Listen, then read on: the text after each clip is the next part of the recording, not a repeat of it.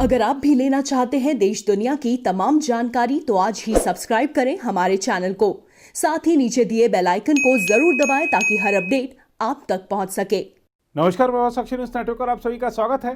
साल 2020 सिर्फ बुरी यादें नहीं छोड़कर जा रहा।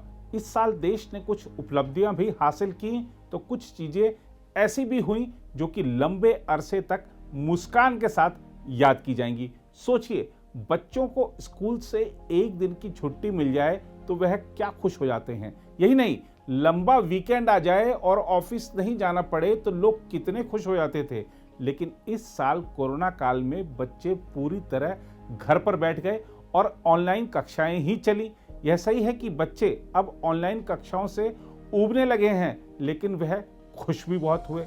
यही नहीं, वर्क फ्रॉम होम मिल जाने से रोजाना ट्रैफिक में फंसने से बचना हो, सुबह जल्दी उठकर भागना हो, इन सब से भी लोग इस साल बच गए।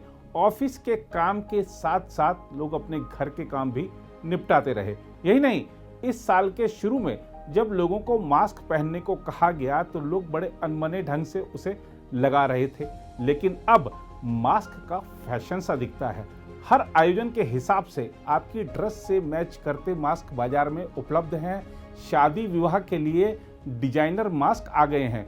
कोरोना काल में जिन लोगों की शादी हुई है वह आजीवन अपनी शादी की एल्बम मुस्कुराते हुए देखेंगे।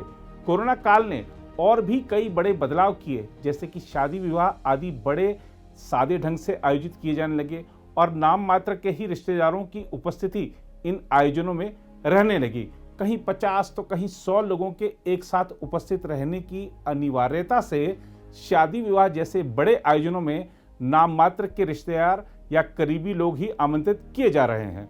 लॉकडाउन के दौरान लोगों के मनोरंजन के माध्यम भी बदल गए। सिनेमा घर बंद हो गए, बार बंद हो गए, पार्क बंद हो गए, तो लोग घरों पर ही टीवी के आगे बैठ गए।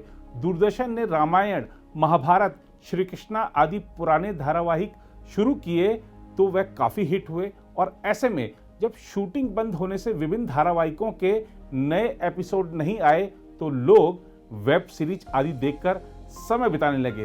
यही नहीं, बड़े पर्दे की फिल्में भी तीसरे पर्दे पर रिलीज होने लगी हैं। लोगों के पैसे बचने लगे हैं क्योंकि ताजा फिल्में ओटीटी प्लेटफॉर्म्स पर सस्ते में उपलब्ध हैं।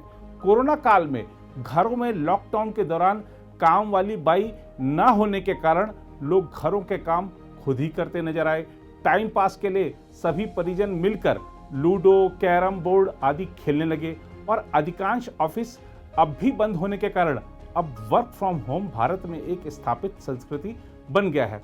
ऑनलाइन शॉपिंग ऐसा चलन बन गया है जो कि सामान्य दुकानों से खरीदारी की जगह ले चुका है और छोटे छोटे दुकानदार भी होम डिलीवरी सुविधा शुरू कर चुके हैं। यही नहीं, डिजिटल पेमेंट के क्षेत्र में भारत काफी आगे बढ़ चला है। इतना आगे बढ़ चला है कि यदि सरकारें तेजी से प्रयास करती तो भी अब तक की स्थिति में पहुंचने में कम से कम 2-3 साल लग जाते।